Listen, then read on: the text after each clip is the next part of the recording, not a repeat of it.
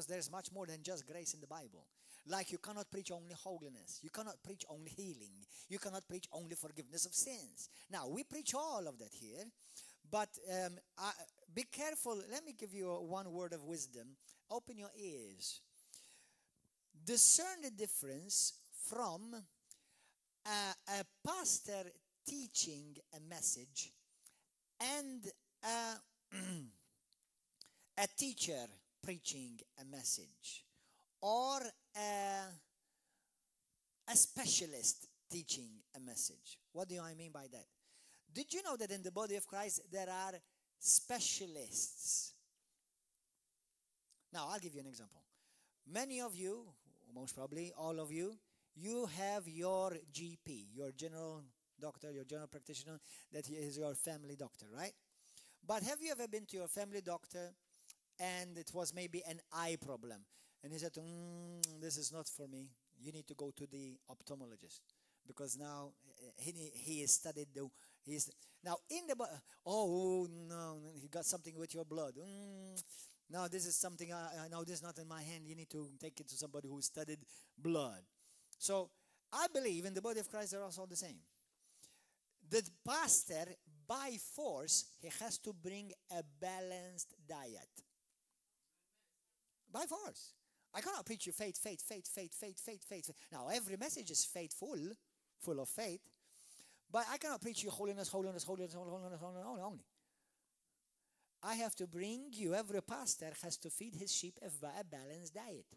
But then there are specialists in the body of Christ who their expertise is, for example, end times. Imagine if I always preach to you about end times.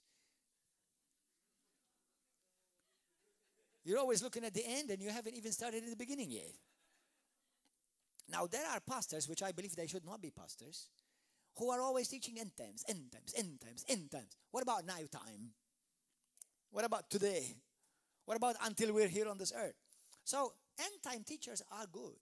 Like, there are teachers who preach only grace. I like their teaching. But what you should bring the body of Christ a balanced diet. You know, there are preachers who preach only holiness. Now, holiness is important. It's one of the main messages in the diet. But as a teacher, I can understand how you can grab a message and bring that to the body of Christ.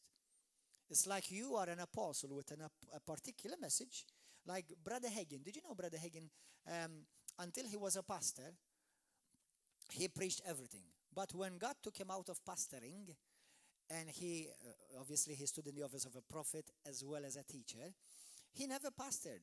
Actually, he pastored. It was not God's calling for him to pastor. He just pastored for a few years until it was 14 years he pastored. And God told him, now you're starting your ministry. After 4 years. And he said, what? I've been 14 years in the ministry. He said, oh no, that was just preparation time. Now you're entering your phase of ministry. And then for many years, he preached faith. Why? Because God had raised him with an apostolic message that the church at large in the world needed to hear about faith. Do you understand the difference? I didn't share this yesterday. That's why it's good to come Saturday and Sunday. You understand? So as a pastor, it is not good. Imagine if my wife or my mom, when I was still living with mommy, all she fed me was, rabbit. I end up looking like a rabbit. You understand? But I like rabbit. Poor rabbit. Don't show it to me before I eat it, please. Otherwise I will feel sad and I won't eat it. But anyway, but imagine if I was fed constantly steak. What about milk? You know what? You will not be giving all the nutrients needed for your body. And when you only bring one same message to the body, to the church, to the local church, always the same body, you're not giving all the nutrients. What about the kingdom of God? What about sanctification? What about authority? Now, So discern the difference when a pastor brings a message and when a teacher brings a message. Because every minister, an apostle brings a message, or a prophet brings a message. Do you know they may be preaching all about the same topic, let's say grace in this instant, but because of their different ministries that they stayed under, they will bring another side of the mountain that the other ministry does not bring. So sometimes you may say, oh, but this man or that preacher or this preacher or that pastor or this teacher, oh, I don't agree. Hold on. He may not be saying anything contrary. What he's saying is complementary. Do you understand? So learn how to balance, because the gifts of God, the ministries, are there to balance out, not to compete, but to complement. Amen? That's why in the church, in the book of the Acts of the Apostles, what did you find? Apostles, prophets, evangelists, pastors, and teachers. Many churches in the world, all they see is a pastor. Or all they see is a teacher. So they are not receiving all the benefits, all the nutrients of the other ministries and graces. You thank God for this church because we have all five. Amen? Hallelujah. And plus, we believe in the gifts of the Holy Spirit and different graces and anointings. And that's why when you have a guest speaker, oh, pastor, like I'm really, really happy and I'm really blessed when they tell me, pastor, but he didn't say anything different from what you teach us. Well, praise God. That's a good sign in many ways. One, we're on the right track. Okay? Two, we are teaching sound doctrine. But three, keep this in mind.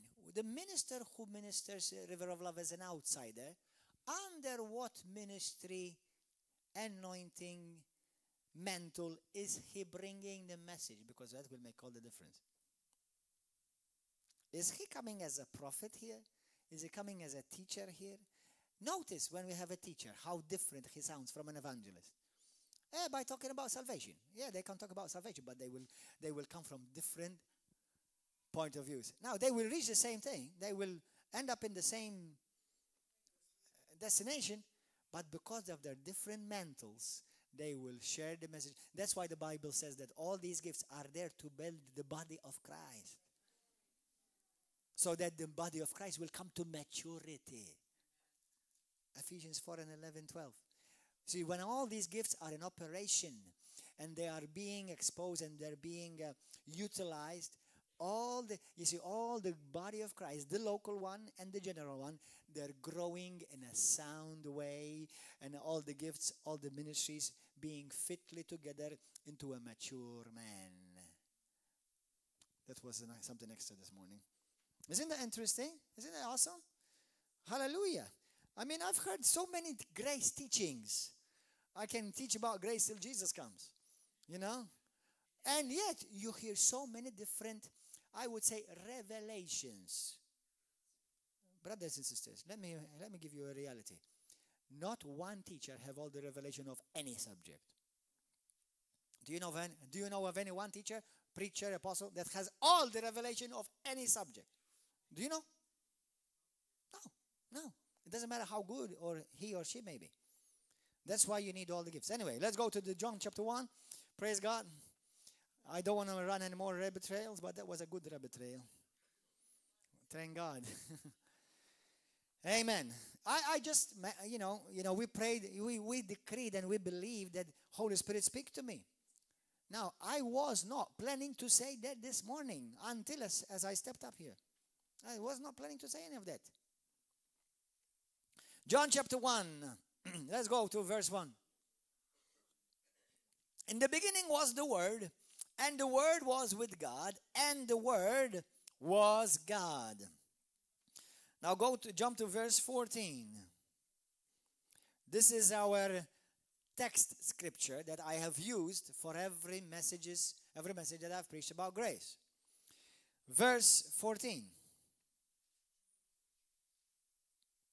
And the Word became flesh and dwelt among us, and we saw his glory, Glory as the only begotten from the Father. So when we saw Jesus, we saw, apart from what I'm going to be talking about today, we saw the glory of God.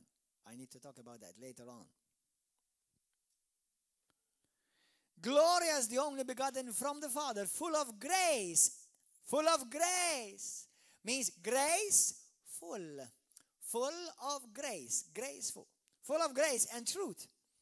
John testified, go to 16, go verse 16. Let's jump 16. For of his fullness, I love the scripture. For of his fullness, we have all received grace upon grace. So out of what filled Jesus, you and I were filled. Out of what filled Jesus, out of what overflowed out of Jesus, you and I were filled. Brothers and sisters, Mary is not the only one that was full of grace.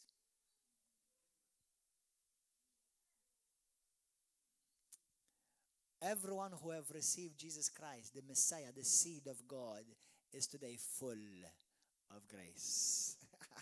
That's you. Hallelujah. Praise God. Thank you, Lord. So we are filled, we are full of what filled Jesus.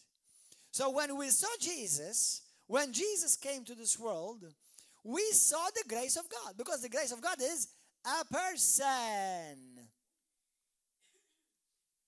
Hello? The grace of God is not a thing. The grace of God is the person of the Trinity, Jesus Christ. When you saw grace, you saw Jesus. When you saw Jesus, you saw grace. So grace, brothers and sisters, listen to me. Don't compare grace or grace teaching to any grace teacher. Uh-oh. Yeah, not even myself. Compare grace teaching to grace. Jesus.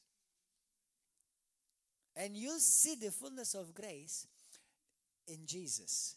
How he lived, how he taught, how he spoke, how he acted, what he passed on to others. You see, that's how you're going to be able to see the perfection of grace. Because Jesus Christ is the perfection of grace. Now, the God of grace.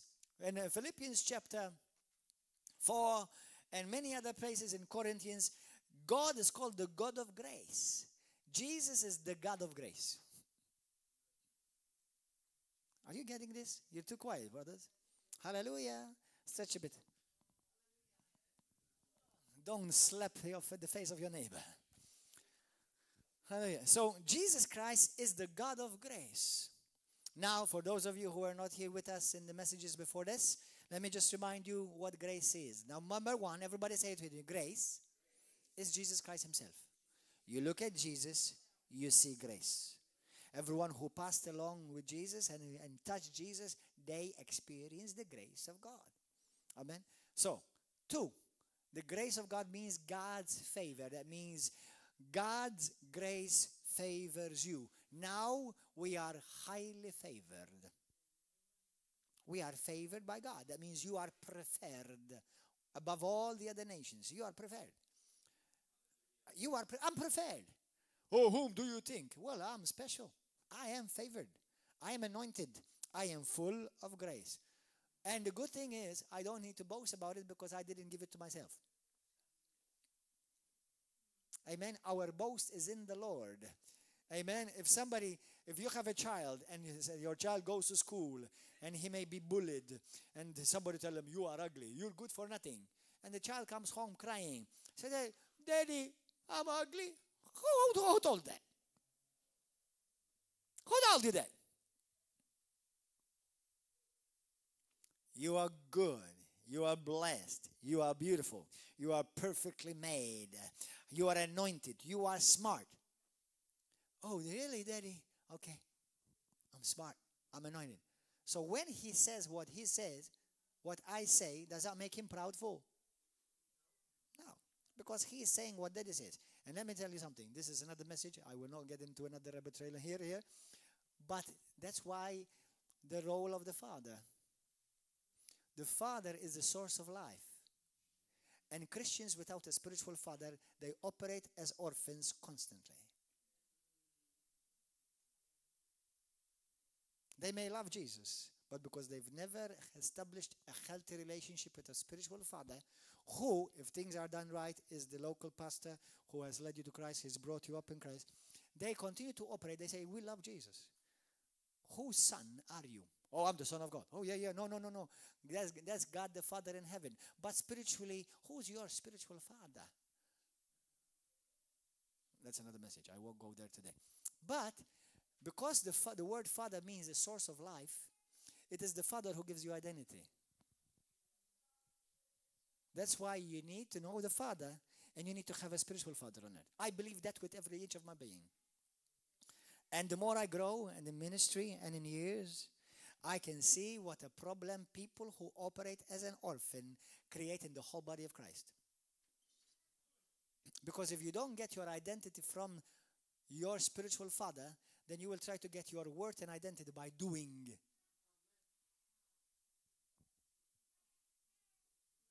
Rather than being. Okay, that's a different message. Just a side thought. Hallelujah. Now, verse 16 it says, for of his fullness we have all received grace upon grace. We've talked about the double portion of grace. So grace is the person. Grace is God's favor.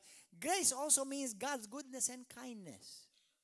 God was kind, was good towards you. When the grace of God appeared, Titus chapter 3, verse 4 and 5, we have received of his kindness and of his goodness. 4. Grace means the power of God. 2 Corinthians chapter 12, verse 8 through 10. For my grace is sufficient for you. For when you are weak, then you are strong. For my grace is power unto you. It's the power of God. Go and read it. It's the strength of God. It's the ability of God. 5. Grace is, everybody say it with me because this is one of my favorites. Grace is the supernatural ability of God working in me, helping me accomplish that which by myself I can't accomplish. But let me give you some good news. God never asked you to do something by yourself. If you're trying to do something and you say, oh, that's too hard for me, it's supposed to be. He never asked you to do it by yourself. He never asked you to do it by your strength. He always gives you something to do by his grace operating in you. Hallelujah. So if you're doing something today, say, Pastor, oh, it's so hard, I can't do this. That's right, you can't. Jesus said you can do nothing without me, and I am grace. John chapter 15. Jesus says, without me, you can do nothing. Without grace, you can do nothing. Okay? So, exactly, if those of you who may be watching on YouTube, if you're trying to do something and you feel wearied, heavy, burdened, stop it. It ain't God. Why do you think Jesus said, come to me, all you who are weary and heavy laden, and I will give you rest? For my yoke is easy, and my burden is light. If it's hard, and it's burdensome, and it's killing you, and it's draining you, stop it. It's not God. Hallelujah. So, we receive grace upon grace. So we have received the supernatural ability of God working in us. So I can do what I cannot do. So I can do what in my own strength I cannot do. Amen? Go to the book of now John 15. Thank you, Holy God. Blessed be the name of Jesus. Say, thank you, Holy Spirit. Thank you, Father. Blessed be the name of Jesus. Blessed be the name of the Lord.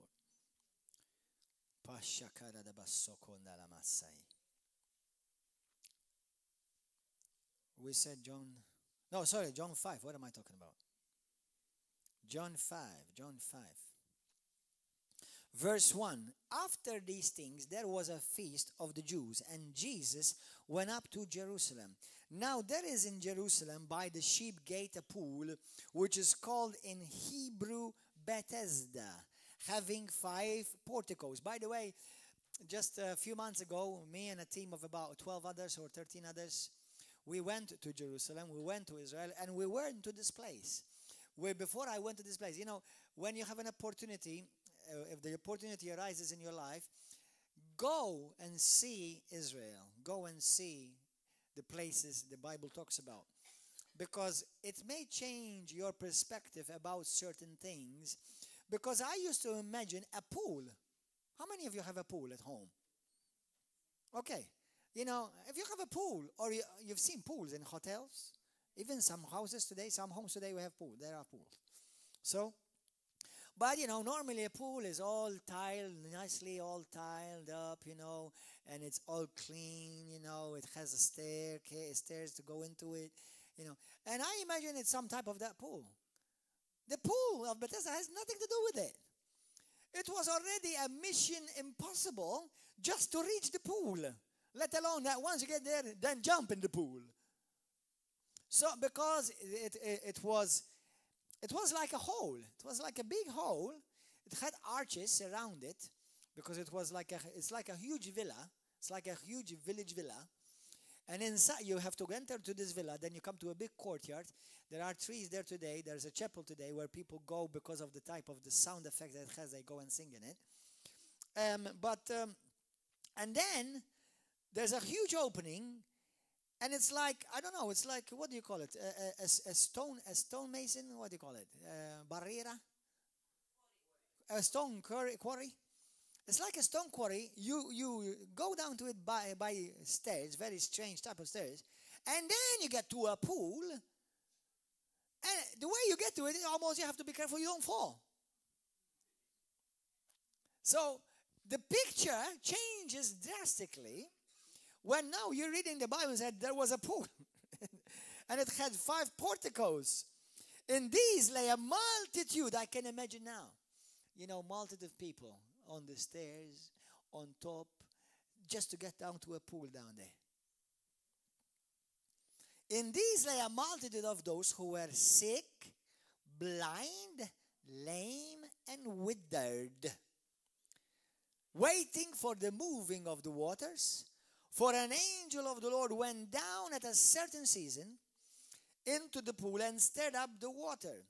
Whoever then first, after the stirring up of the water, stepped in was made well from whatever disease with which he was afflicted.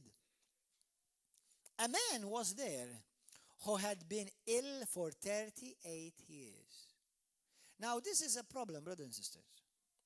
As I shared yesterday, I'm going to share this with you today. You see, when you've been sick for such a long time, do you know what is the tendency? That you end up accepting it as your norm. You know what I'm talking about, sister? See, Jesus Christ recently healed you, right? And He healed you from your back. How long were you sick with? How long were you in pain with that? You've had it for many years. Can you tell us how many years? But many. More than 10 years? More than 10 years. Holy smokes. Always. And you are quite young. From eternity's point of view. So, I mean, okay, thank God. You've all your life you've had pain. And you was healed what? When He healed you 3 weeks ago? You were healed. God healed you. And now let me ask you a question, because this now will help me too. All those years that you had pain, you had to learn how to live, hopefully some type of a normal life with pain constantly in your back. Wow! You just forget about it, or you ignore it, because obviously you have to learn how to ignore it. And like she said, you have to learn to live with it. Now let me ask you a sincere question. Don't worry, it doesn't. Okay, you're going to be healed of that today. Because she fell. Well, praise God. God is healing you right now. Now, okay, with my God, there's no hope. With my God, there's always ease. Amen. Listen, let me use you as an example to teach all the brothers and sisters who are as well watching here in the prison. Listen to me carefully. When a man of God or a woman of God says something to you, that's not the man of God speaking. That is God speaking. Don't say, I hope so, because you may jeopardize that, what he just said. You say, I receive it.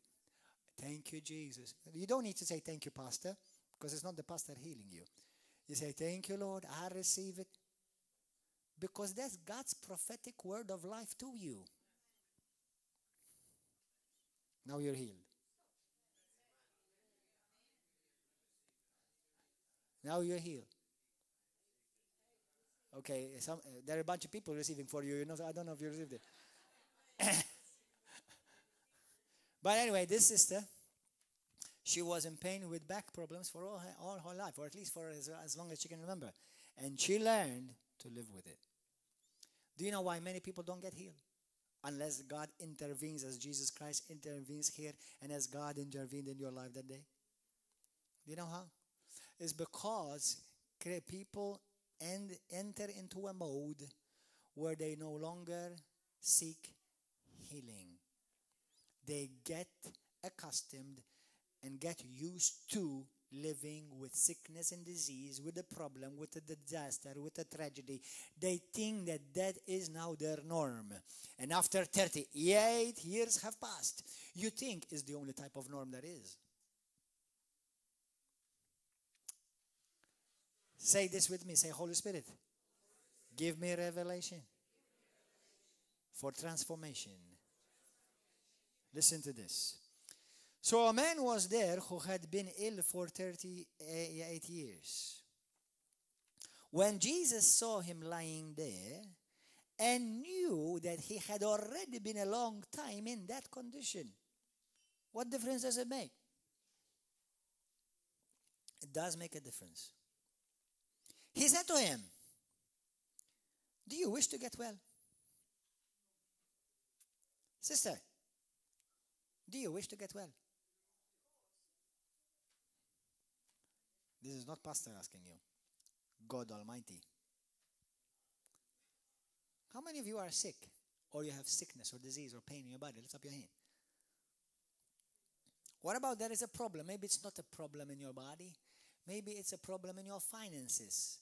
You've learned to live from one paycheck to the other. You've learned to live on just barely make it a long road. Or you've learned to always live in debt. And because you've lived like that so long, you think that's your norm. And it's the norm that God has for you. What about you've lived in fear all your life? Fear of dark, fear of heights, fear of traveling, fear of food, fear of kabocha. You know, there are people who are actually fear of banana. You understand? You show them a type of fruit and say, ah! They've then go, I'm telling you the truth. I mean, it sounds silly, and I think it is silly. But for the person who is feeling like that, it's not silly. It's very real. It's a phobia. And fear paralyzes you. But faith sets you free. And faith always works with grace. Do you understand? So what is holding you in bondage, and you have accepted it as your norm in life? Now Jesus says to you, not pastor, so don't look at me ugly, unless you're ugly. So why, Jesus is telling to you today, every one of you, including myself, do you want to be healed? Do you want to be well? Do you really, really, really want to be healed? Do you really, really, really want to be set free? Do you really, really, really want a new life? Are you sure? Then what are you doing there sitting down? You see, many people always think about Jesus Christ as being sweet and loving. And he is sweet and loving. But sometimes he gives you a slap on your potato. Because many people, before they wake up from their sickness and disease, they have to be awakened here in their mind. Brothers and sisters, the greatest awakening has not happened in America in 1904. The greatest awakening is when you recognize Jesus Christ as your Lord and your Savior. And you say, Lord, I am awakened. Hallelujah, I'm rising up today. That is the greatest awakening. And we have the greatest awakening happening every week here. Every Wednesday, every Saturday, every Sunday. And every day of your life. If you live with the revelation of the King of Kings and the Lord of Lords. And the grace of God lives on the inside of you. Amen. Hallelujah. Do you want to be well? Oh, Pastor, I can't get rid of these cigarettes. You know, it's like I've got rid of many things, but these, you know, I've gotten used to it now. Do you want to be well? Well, Pastor, you know, listen, I was immersed in pornography, but today I only watch it once a week. You know? Do you want to be well? Do you know Satan does not need a huge door to be open to come into your life? All he needs is a crack, and he'll crack you.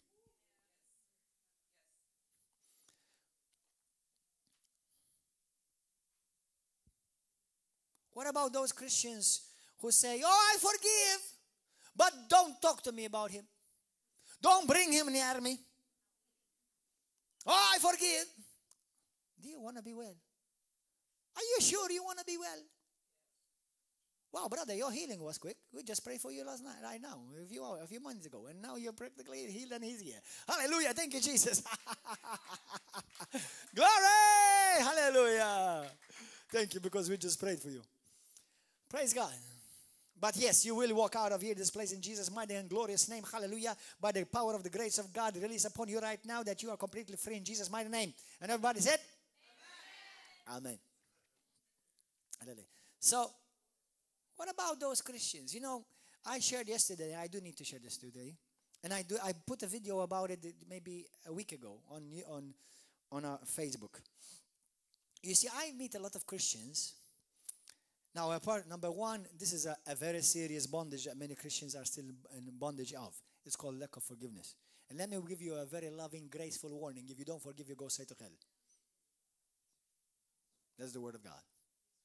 And Jesus said it. Grace of God. But there are then Christians who say, I forgive. But do you know, under the new covenant, you don't just forgive?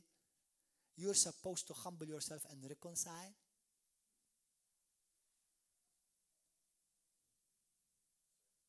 At least do your part. The other part, he has to do his. But at least do your part. What have you done? What part have you done so there be reconciliation? Or you just said, like many fake Christians who say, oh, I forgive her, or I forgive him, but I don't want to live with him, or I don't want to talk to him, and I don't want to see him. Do you know there are Christians who God called them and planted them at River of Love, because I believe in divine alignment, and God plants people not just wherever they want, but wherever God wants. And because that they have an ill feeling towards the brothers and sisters, they now don't come here to church anymore. They don't go anywhere, actually, because they still they held on to grudge, an offense. Now, brothers and sisters, do you know that the grace of God has been given to you so that you overcome that? But let me give you the equation, the full equation. Humility, grace, breakthrough. I give grace to the humble. Let me give you another piece of advice. Grace does not come to everybody. Excuse me, Lord, sorry. Grace is available for everybody, but not everybody benefits from it.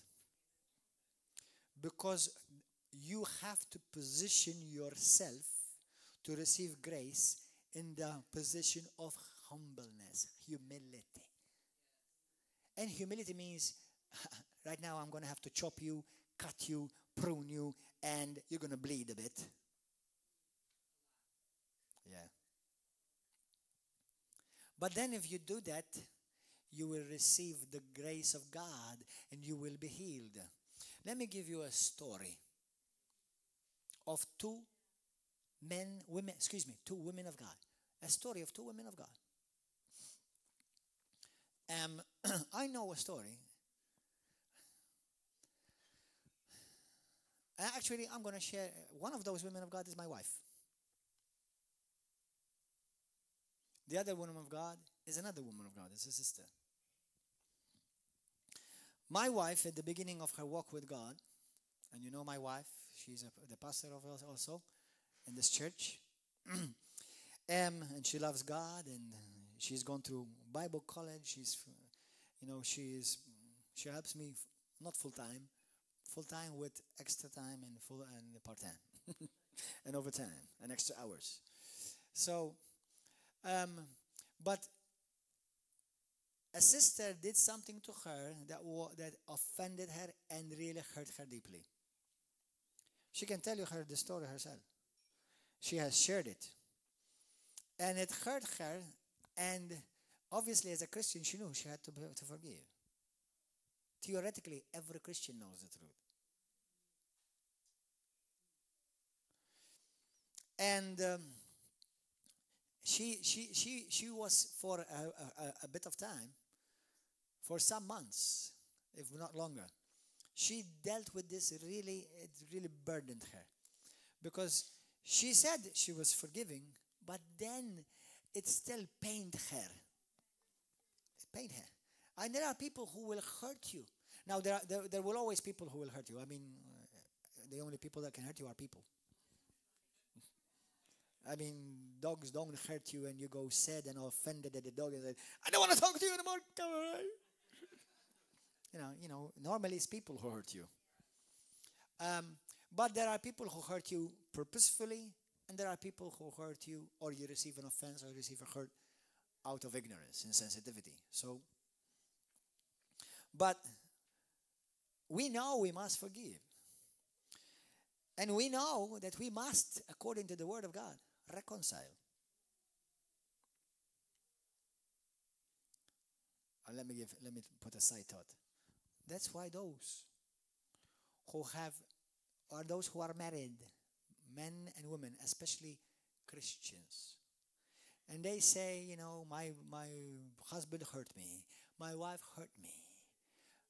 Let me give you a loving advice. Paul said they will.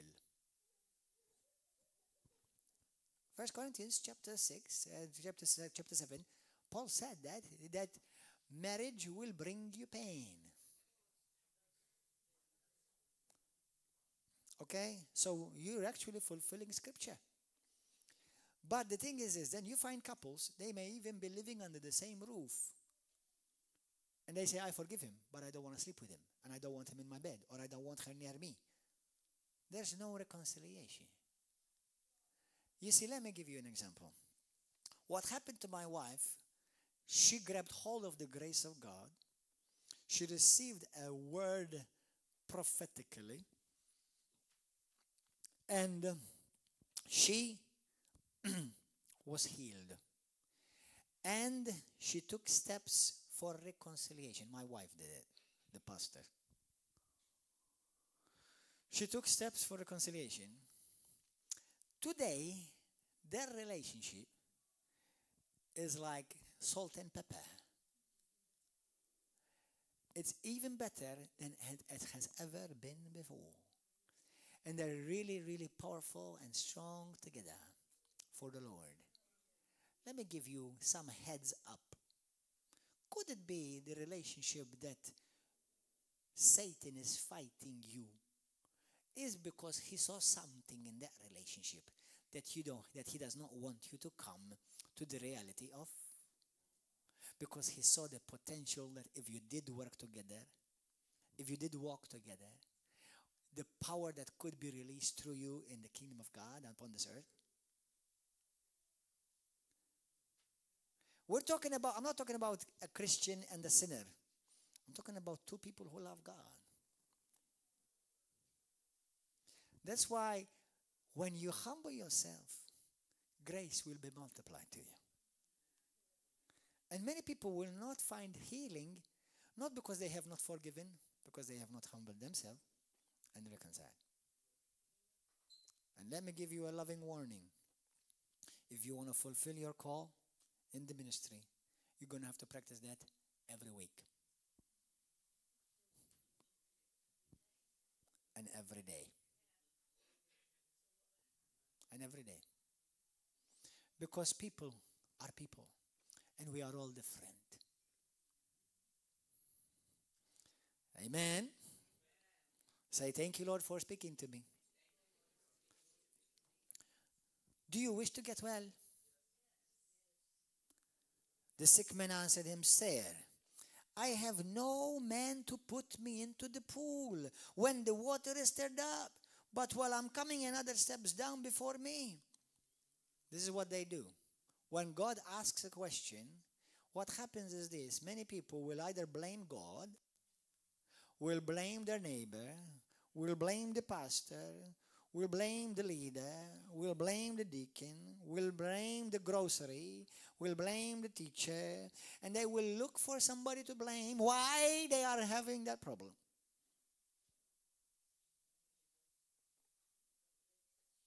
Whom are you blaming? And why you are still handicapped today? Whom are you blaming? Do you know until now he was not able to be healed? Do you know until now? You see what he's doing is this. That's why are some people, they go on in life being sick, handicapped, whether it's in their body, whether it's in their mentality, whether it's in the way they feel, whether in the way they act. Why do they go for a long, many years handicapped? We know, if you know the Bible, if you've met Jesus Christ, you know that's not God's will for you. Why do they remain like that? Because they always are blaming somebody else. They never take the responsibility. You know what? 8 months ago, we have a sister. She's not here today, but her testimony came out on TV. Have you seen the TV program this weekend? She was healed here from a one eye that she was completely blind from. Did you know how she was healed? Do you know why she was blind? Her ex-husband punched her in her eyes and blinded her. Do you know, before she walked up here, she could not even see the stairs. She could not even see me close up. She could not see the writings on here. Do you know, she said to me, I forgive my husband. I forgave him. I loved him still. And I forgave him and I prayed for him.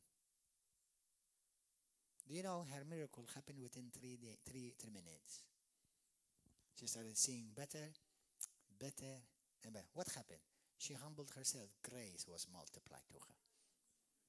She received her miracle. She could have said, I don't see, it's all my husband's fault. That she would have been doubled blind. Oh, I know it's not easy. Whoever told you that being a Christian is easy? But being a true Christian will find the grace of God to accomplish that which you cannot accomplish by yourself. So, what's handicapping you today? Whom are you blaming, or what are you blaming? There are people who've been abused. Today they have a mega ministry touching people worldwide. Why? What happened? How come they managed to do that? Oh man, that would be the least candidates that you think that people like that, they can have a ministry and touch other people's ministries. Because they stopped looking for an excuse and blaming others. They took the life in their hands, and I said, I'm going to rise up, I'm going to walk, hallelujah, and I'm going to fulfill my God's plan in my life. And even though I was abused, I was done injustice, and I was hurt, and they insulted me, I'm going to rise up and I'm going to fulfill God's plan for my life. Because God's grace is sufficient for me. Hallelujah. Amen. That's why we have no excuse, brothers and sisters. Thank you, Lord. Now look what Jesus said to him. Oh, I understand. It must be so hard for you. I know, your kids left you, abandoned you, and they didn't take any care of you, and they just put you here by the pool. I'll tell you what I'll do to them. Is that what Jesus did? This is what Jesus says to you today. Get up. Pick up your pallet. Walk.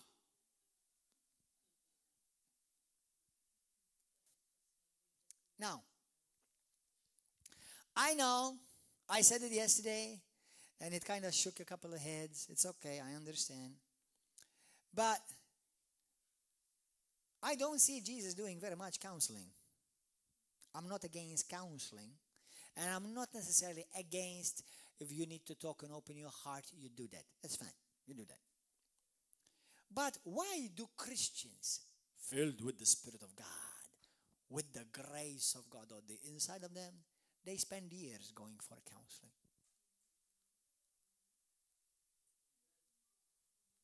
I don't mind if you need to meet somebody, talk with them a few times, couple times, 3 times. Okay, now I need to know. I know what I need to do. It's useless going around the same mountain.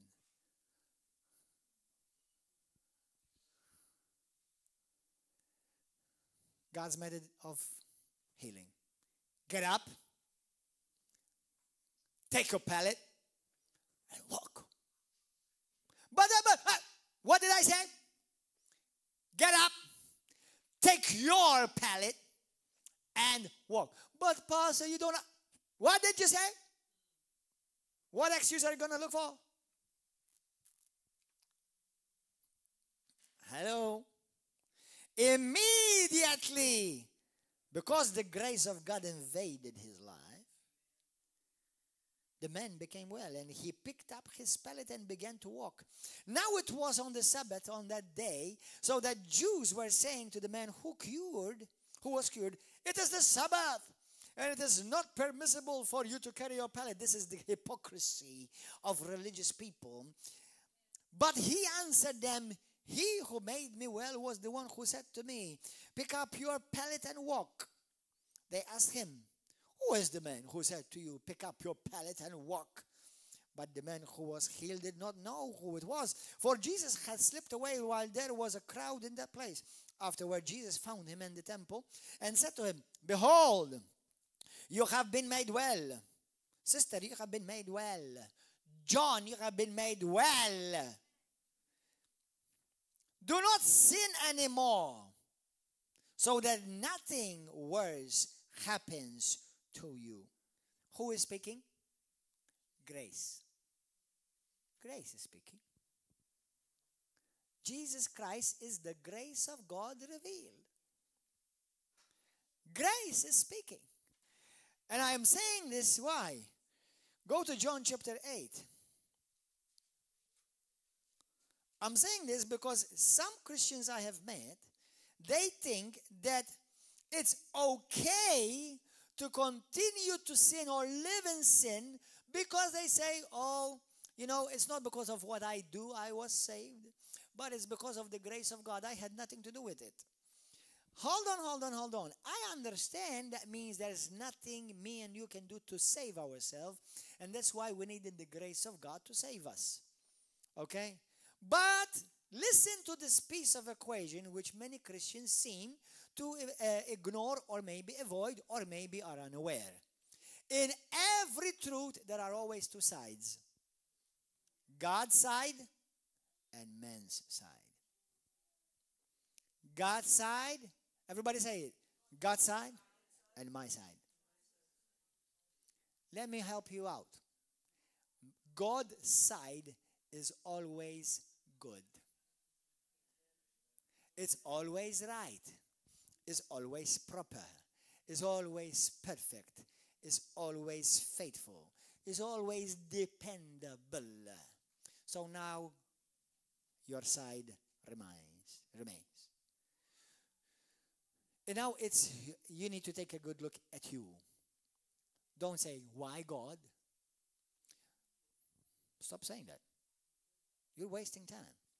And you're revealing there is possibly a pride inside of you. Because it's as if it's God's fault that you have or you're doing or you're going through what you're going through. Now, you may ask God in a sense, Lord, why God has this happened to me so I can learn from my own mistake? That's fine. That's okay. I understand. But when some people and some Christians say, why God? I've been praying, I've been tithing. Why God? Why me? And Jesus says, you want to be healed. You want to be healed. But I ask you why. And I'm telling you, do you want to be healed? Oops. It's silent night, holy night. Hello!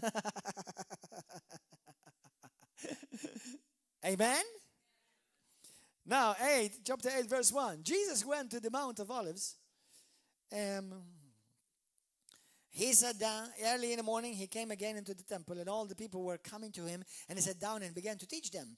The scribes and the Pharisees brought a woman caught in adultery, and having set her in the center of the court, they said to him, Teacher, this woman has been caught in adultery in the very act.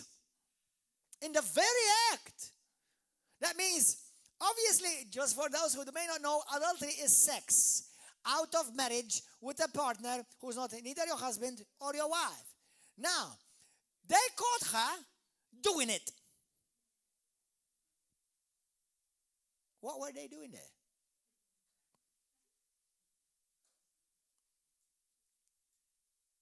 Hello? What were they doing there? Could it be that maybe one of the high priests or priests were actually doing it? Because then they said to Jesus, now, this is my imagination. You're entitled to your own imagination. They said to, you see, Jesus, they said to Jesus, Teacher, this woman has been caught in adultery in the very act. Now, the law of Moses, in the book of Leviticus chapter 20, Moses commanded us to stone such a woman. What then do you say? I would have said, where is the man? Because nobody can commit adultery by herself.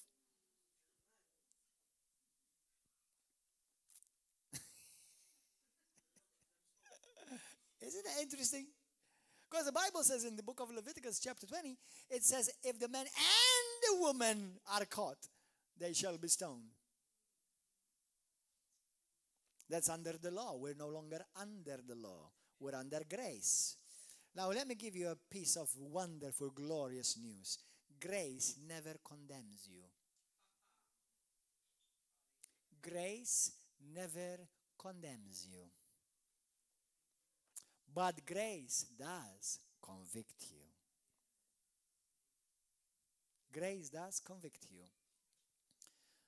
But aren't there people, pastor, in the Bible where they still will be judged? I'm going to get to that. It will not be grace who judges them. You reject grace, what do you go under? Okay, let's reverse it.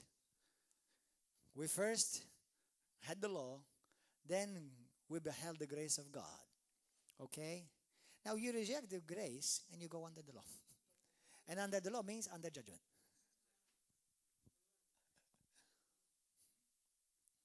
So grace never judges you. Never condemns you. It does convict you. That means, how many of you, since you have become a Christian, you've sinned? Lift up your hands. Anybody who's sinned since you've become a Christian? Let me see who's not lifting up your hand. Those of you who have not lifted up your hand, I want you to come out right now. We're about to worship you. Come. Please, those who have not sinned one sin since you've become a Christian, come, I'm about to worship you right now in front of all the world on live stream. Hallelujah.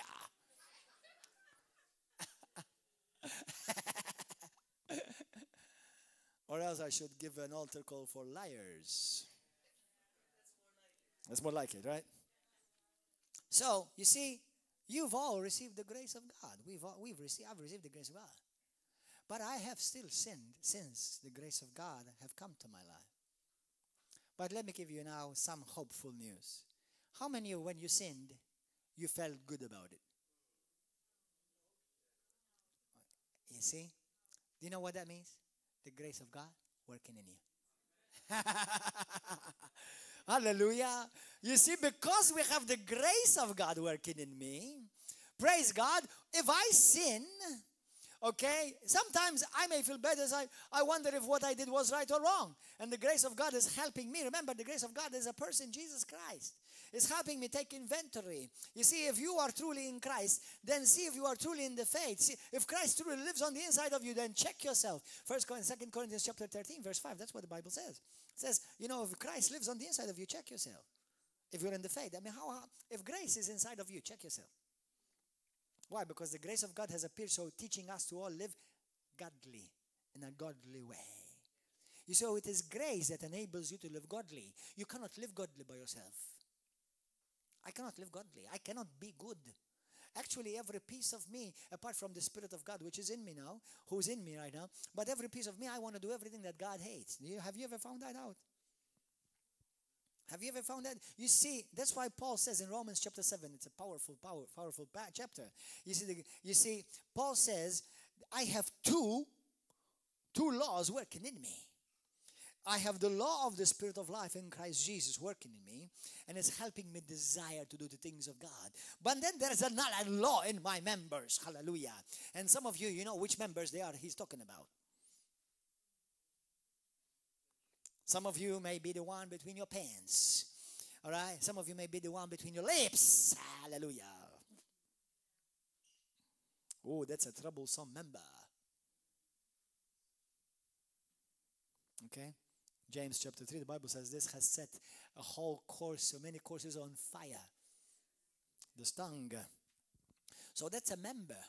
You see, the grace tells you, shut up, let me defend you. But your member wants to speak up. And you start lashing with your tongue.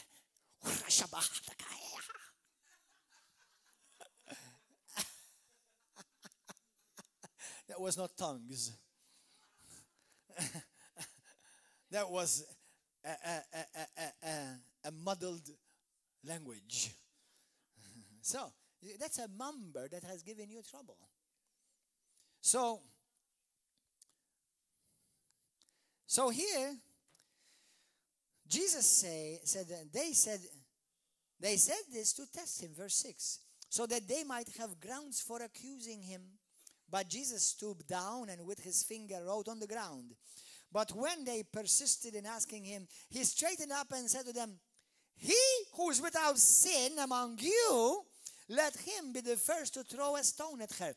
Now, this is my imagination. You don't have to agree with me, but in context, I believe it makes sense. What sin were they accusing her of?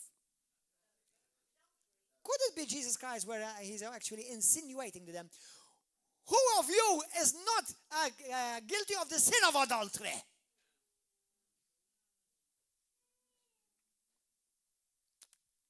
Why did you bring me only her? Could it be that one of you was actually with her and the other one just checking the door? Are you done, bro?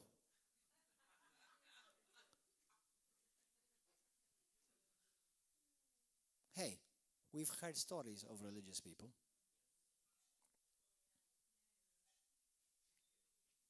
And then the same people comes up and preach about loving your neighbor. Do you understand? You understand? Now, may God have great mercy on me. Now, I'm not intending in any way, shape, form to do any of that. But there are people who have done that. I fear God. And I know that those who preach will be judged with greater measure. Those who teach the word shall be judged with a greater measure. Okay? So he who is without sin among you, let him be the first to throw a stone at her. Again he stooped down and wrote on the ground. When they heard it, they began to go out one by one, beginning with the older ones. And he was left alone. When everybody abandons you, the grace of God is still there. And he said to her woman, where she was in the center of the court, women, where are they? What is condemnation if grace is here? Where is those who accuse you? Where is he, the accuser of the brethren, if my grace is with you? Did no one condemn you? She said, no one, Lord. And Jesus said, I do not condemn you either. Go. From now on, sin no more. Now go to the book of Hebrews. So grace is speaking. So grace, God did not give us grace, and I need to say this, I know some of you know it. Grace, God has not given us grace so that we can escape God's judgment so that we can sin freely. Some call it a license to sin.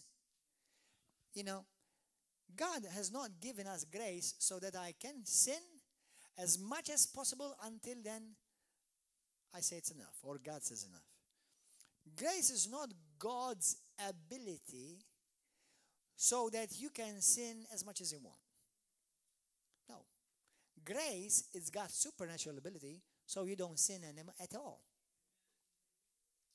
Now, I'm going to share something with you. This is rather theological, but let me tell you this. How many of you sin? Lift up your hand. But I can say to you, you don't. The reason why I say that is because, now this is a bit theological. I will make a lesson. I will make a teaching about it one day. But I'll break it down quickly in less than 2 minutes. 1 Thessalonians 5:23, Hebrews chapter 4, verse 11, the book of Psalms 23, James chapter 1, verse 19 to 21. The Bible clearly says that we are a spirit, we have a soul, and live in a body. So which one is you? I am the spirit. I have a soul. My body is not who I am, it's where I live. So, when I sin as a Christian, it's not me, my spirit. It's my body or my soul. It's the area where I need to still grow up. My body does not grow up. It is my soul, my suke that grows up. When we say we grow spiritually, actually we don't grow spiritually, we grow soulishly, in essence. Why? Because your spirit is not a baby. Your spirit got the Spirit of God on the inside of you. He's Almighty God on the inside of you. Okay? You see, yesterday I told them, and I'll repeat it today, this morning. I said, you know, there is a song that says, you know, this little light of mine, I'm going to let it shine. How many of you have heard that song? Stop singing it. It's a bunch of lies. Now, it may sound sweet and cute to a child, but even you're teaching lies to a child. I don't have a little light. I have the light of the world on the inside of me. God has not given you a little light. He's given you the whole light that floods heaven. And the Bible says because of that light, there is no shadow. So I don't have a little light. Now, it does depend upon me how much of it I let shine.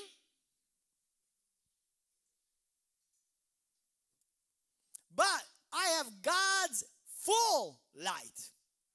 I have a flood light. Amen? Say this with me. I have the light of God, a flood light, the fullness of God, the light of God on the inside of me. I don't have a little light. I have the almighty light. God Almighty. By His Spirit. Hallelujah. Now go to Hebrews chapter 10. Verse 26.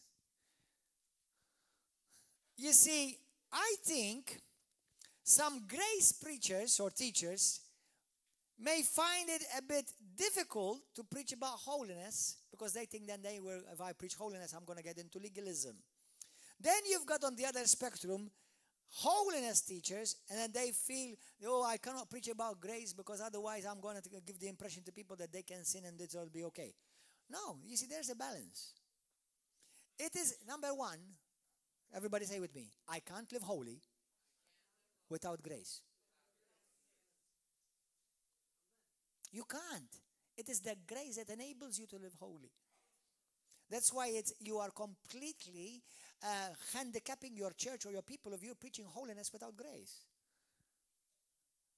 But then there are people who on the other extreme, they constantly grace, and they give the impression, or maybe some are getting the impression, that if I live in grace, then I can sin and no problem because there's no judgment for me. No, that's another lie. That's not the truth either. Because the grace of God will always convict you, not condemn you, to say no to sin. Let me tell you something, brothers and sisters. If you're still fornicating comfortably, let me warn you, you're not a Christian.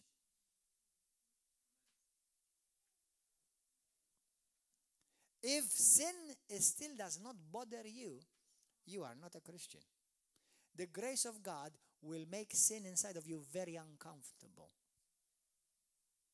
So there are Christians who say, oh, but I love Jesus. I thank God for His grace. But then they are fornicating with the girlfriend or with the boyfriend. They're stealing, they're cheating, they're lying. They're holding forgiveness and grudges. Oh, but the grace of God. No, you don't. You're deceived.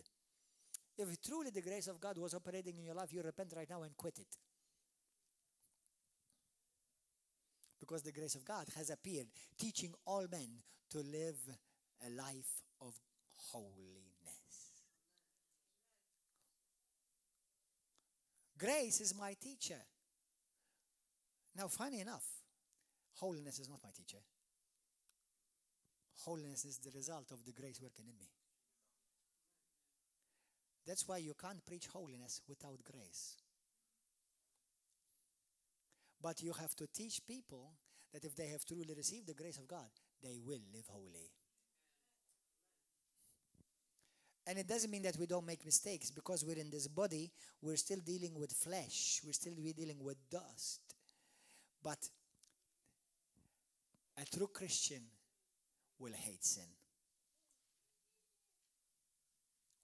How it makes you feel when you sin, it makes you feel yucky, it makes you feel uncomfortable, you don't even like yourself. And say, thank you, Lord, because the grace of God is working in me. Amen. Now go to verse 26. Now, some believe that this is Paul writing, and I believe that this is Paul writing as well. But irrelevant of who is writing as a person, the author is the Holy Spirit. Verse 26. For if we go on sinning willfully, not accidentally, willfully. You see, when we sin as Christians, we sin accidentally. We don't sin on purpose. Nobody wakes up in the morning and say, I want to go and sin. You see, when I was a sinner, I purposed to do bad. I purposed to do things that are ungodly. I was attracted and I was pulled and I was living in that type of lifestyle, doing things that are ungodly. But when I became a Christian, that sin, that temptation no longer had a hold on me. But, praise God, I live as a winner and a victor over sin, because the grace of God helps me to overcome. But what happened to my flesh? The flesh is still the same. Brothers and sisters, when I see a nice woman, my flesh says, ooh, baby. She looks good. And when I say an ugly woman, I say, thank you, Lord. Hallelujah. That the temptation is much less. I thank God for ugly sisters. Pastor, why are you saying that? We're all beautiful in the sight of God. That's right. I didn't say you're not beautiful to God. So, hallelujah. Now this is obviously not River of Love. River of Love, we have gorgeous women and gorgeous men coming here. We are we are beautiful people.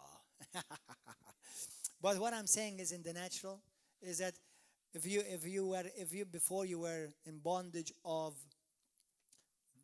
drugs, smoking, drinking, I don't know, maybe lying or cheating or being jealous or being too sensitive. Okay? Swearing. Listen, the temptation will continue to remain there, but you have the strength to say no to temptation. I've often said, and I say it again, when you become a Christian, it doesn't, men who say, oh, praise God, now I became a Christian, now, I'm no longer going to have any more temptation. Hold on. Just because you became a Christian, all the women didn't become ugly. Hey, there are some, if you're a man and you're your normal man, obviously you were created to like the female side. If you're a normal woman, you are created to like the masculine side, the male side. Okay? But what happens today? The grace of God is working in me. So today I have learned that the grace of God has taught me that It no longer is an issue to me because I have the power of God that overcomes. But it doesn't mean that if there's a beautiful woman now, the grace of God tells me she's ugly. No, the grace of God tells me, don't touch. Don't see too long. Don't go anywhere where you will, you've sinned in your heart. Because the Bible says, Jesus says, grace tells us that under the law, it's a sin to commit adultery. Under grace, it's a sin to look at her and lust for her. That's under grace. That's why many people think that grace has lowered the standard of God. No, grace has actually lifted up the standard of God much bigger, much higher to the standard of God, but it has brought you up as well. And now that's why you can overcome, because now you're in the same level of God. Whoop! I've got a bunch of religious people mad right there. I'm not God, but it was God's idea to bring me up to the place where I have fallen from. And that's what grace did to me and to you. That's why we have been raised up together with Christ Jesus, and we have been put to sit down together with him, to reign together with him, to conquer together with him, to live in victory together with him. Why? By the grace of God, we're living and working inside of us. Amen? Hallelujah. Praise God. So you see, when I want to say something back to somebody, the grace of God has taught me, bless them. God bless you, brother. God bless you, sister. Now, they may not be a brother or sister. I'm just out of grace. I say, God bless you. I'm not going to say anything bad, or I'm not going to revile you back. I'm not going to attack you back. Now, if I have something to say that is truth and is beneficial for you, I will tell it to you. But I'm not going to attack you or revile you or insult you, because the grace of God does not tell me to do that. Actually, the grace of God teaches me to do the opposite, to bless you and to forgive you. Amen? Hallelujah. Verse 26. Let's finish with this. Give me some soft music, brother. For if we go on sinning willfully, after we receive the knowledge of the truth, that's you, river of love. You receive the knowledge of the truth. There no longer remains a sacrifice for sins, but a terrifying expectation of judgment. Oh, what? Who received the grace of God? Sinners or saints? Saints receive the grace of God. But what about if we continue to willfully sin? What happens? What you're automatically saying is, grace is not good enough for me. I want to go under the law. That's what he's going to compare it to. Listen. But a terrifying expectation of judgment and fury of fire which will consume the adversaries. Anyone who has set aside the law of Moses dies without mercy on the testimony of 2 or 3 witnesses. How much severer under grace?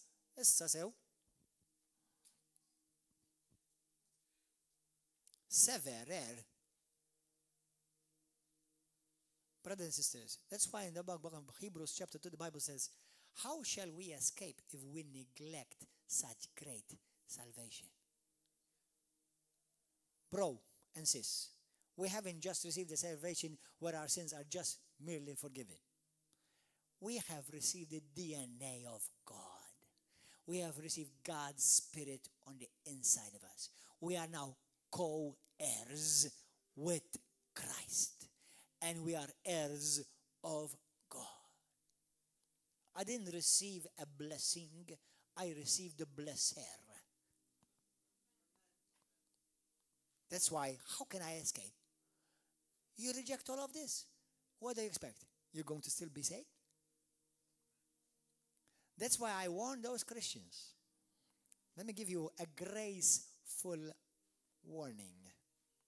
Those Christians who say, who divide churches, those who want to start a church and they not even served 1 minute in the house of God. And they said, we're going to go and do something different. And then after a few months, you're doing exactly the same thing that the church you left from in rebellion. You're not doing nothing different. You're proving to me and to many other men and women of God that you are in rebellion and out of line. Oh, we're going to do something different, Pastor. Okay, number 1, you don't just go. You have to be sent. And you have to serve. And you have to be proven. And you have to be tested. And in God's time, not yours, you will be released if you proved yourself faithful. hypocrisy. And don't be taken in because some people speak, oh, they're so sweet, but they love Jesus. They are so loving. Do you know that Satan never rebukes? It's only Jesus that rebukes. And do you know that it's always Satan that speaks sweetly?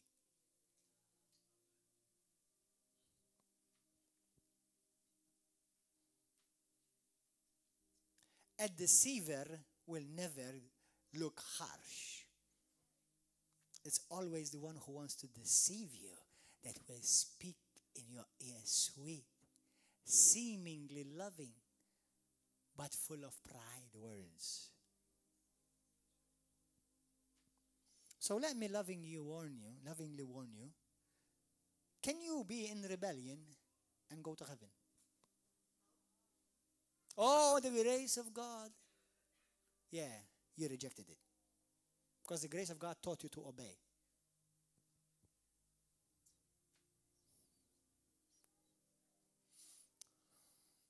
Christians who write on Facebook attacking men and women of God.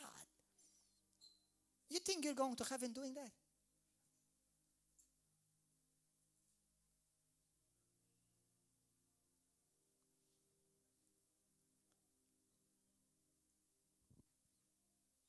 I want you to challenge me, any one of you, after of yours, not now.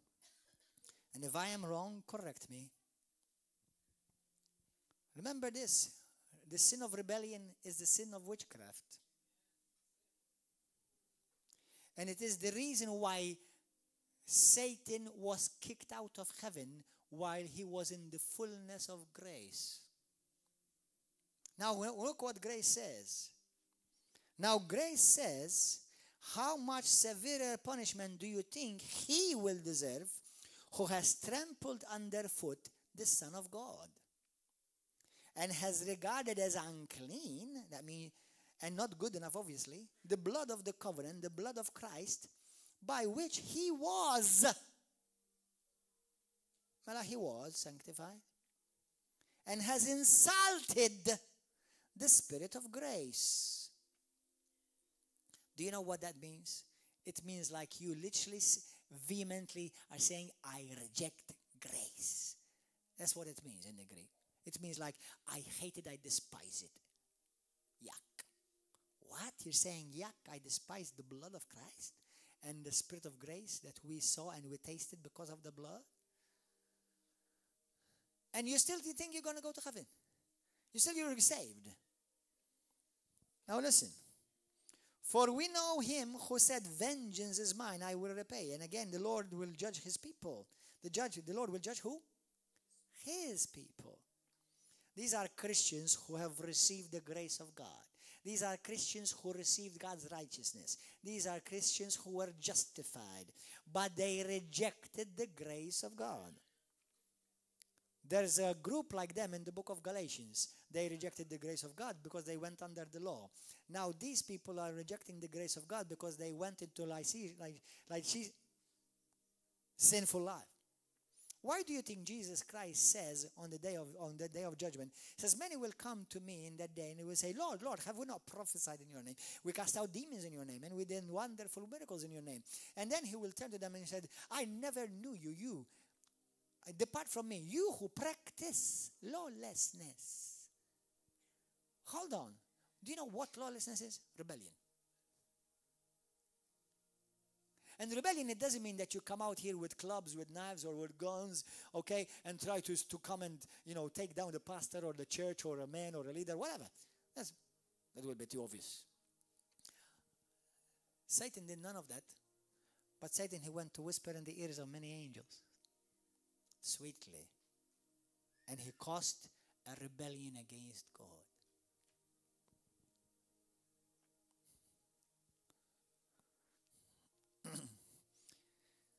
It is a terrifying thing to fall into the hands of the living God.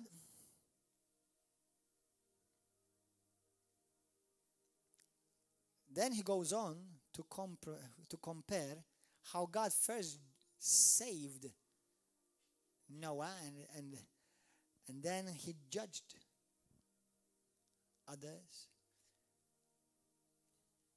Brothers and sisters, If you think you're a Christian and you're comfortably living in sin, you're not a Christian. Or let me be gracious today, you may be misinformed. But you know what? You don't need me to tell you. Yeah, you don't need me to tell you what's right and wrong. If the grace of God truly is inside of you, you know what's right and wrong.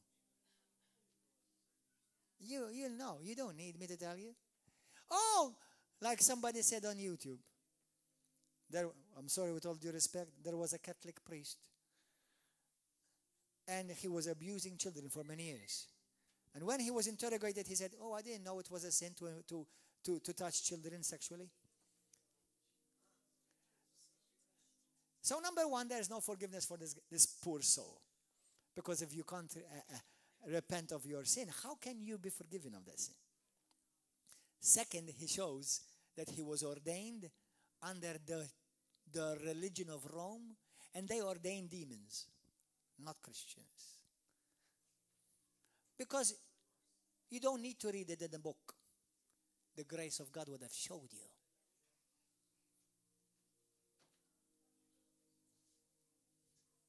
Oh, and just in case, this has happened in every circle, not just Roman Catholic.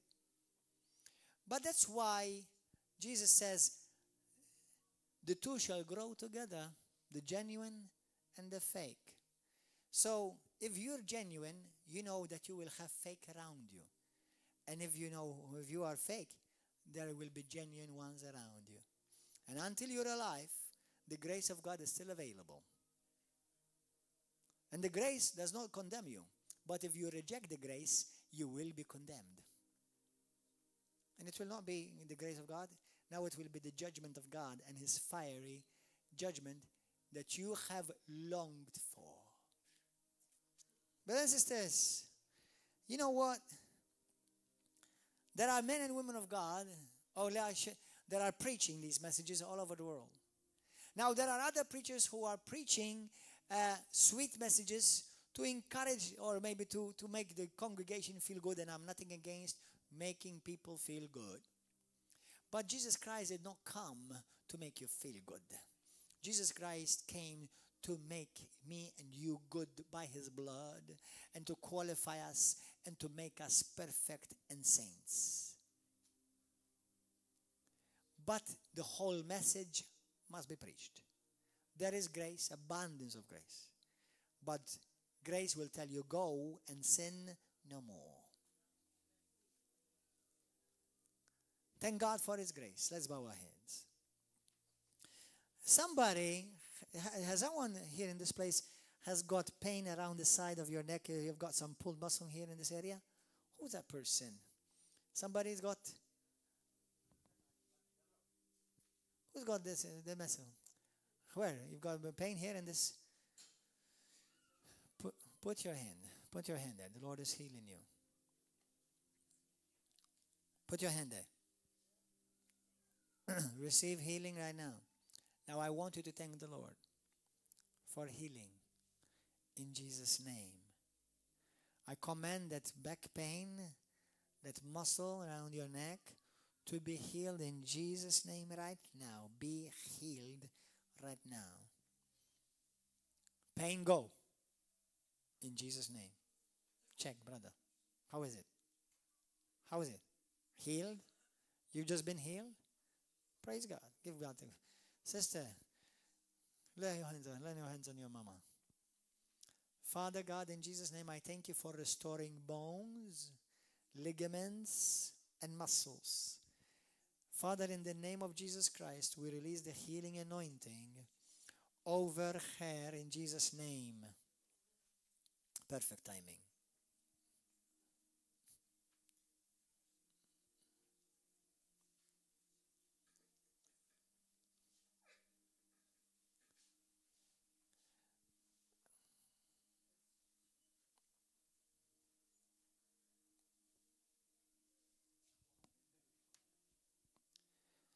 Father, I thank you for healing my sister. In the name of Jesus. Thank you, Lord, for healing her right now. How many of you got pain in your body? Where, sister? The Koptok? Put your hands there. Put your hands on your knees. Anybody else who has got pain in his body? Where's in your back as well? Asthma. Okay. Let's pray for you right now. Jesus Christ is here to heal. Lord, we take authority over pain in the knees, pain in the neck, asthma. We take authority over it right now in the mighty, glorious name of Jesus Christ. We command that pain to go.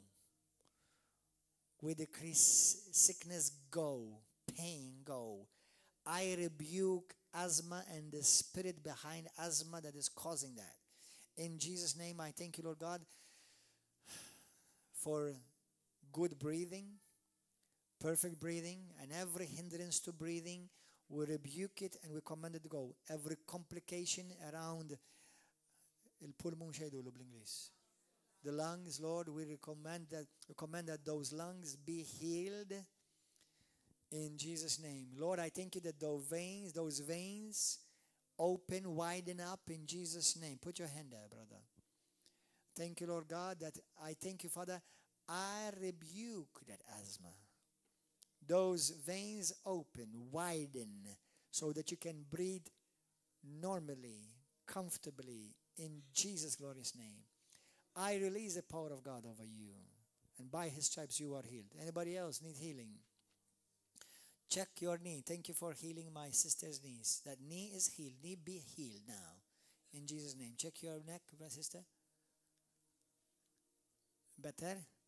Check again. Lord, we thank you for healing that neck. Every discomfort, every malfunction, every complication go. Lord, I thank you for working behind that kneecap right now. Every form of arthritis, every form of pain, I command it to go right now in Jesus' name. I release the healing power of God over her, Lord God. And we give you praise, glory, and honor in Jesus' glorious name. Amen. Hallelujah. Check, check, check. Anybody else need healing? Anyone else need healing? Hallelujah. Pray this with me. Anyone here needs to give your life to Jesus Christ for the first time? You wish to give your life to Jesus for the first time? Anybody? I believe you're all believers. Let's pray together.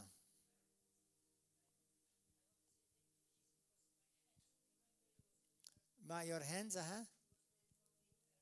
Come quickly, come. Let's get this on so people will see this. Come.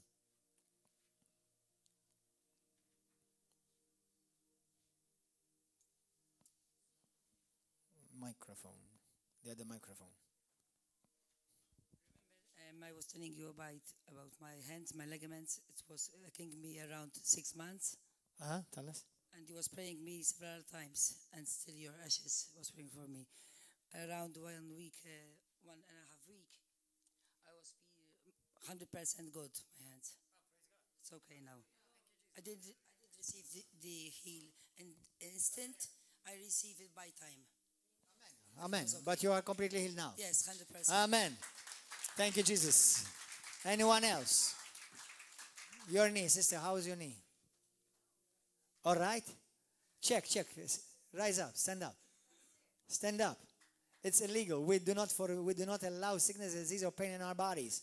In Jesus, the enemy has no right to trespass your body because your body is a temple of the Holy Ghost. Amen. Are you okay? Thank you, Lord, for healing our sister's knee. What about your neck, sister? Vera? Completely healed. Glory to God. Thank you, Jesus. Hallelujah. Thank you, Lord. Anybody else? Anyone else? Let's say this prayer before we go offline. Let's say this prayer. Say this with me. Say, Father, I thank you for the grace that was shown me through your Son, Jesus Christ. The grace of God has made me victorious and an overcomer to overcome sin and temptation. And if I may sin in any way, the grace of God convicts me and washes me and empowers me to rise up again.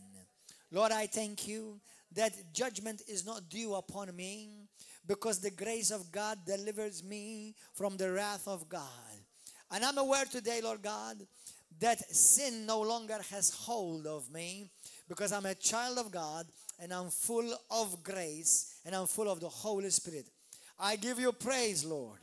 I declare that the grace of God invades every area of my body, every area of my life, every area of my finances, every area of my family. The grace of God, grace upon grace, is operating in me. I thank you for grace for wisdom. Thank you for grace for making the right decisions. Thank you for grace for direction. The grace of God is with me, and the grace of God shall never leave me and shall never forsake me. In Jesus' name, I am a child of grace.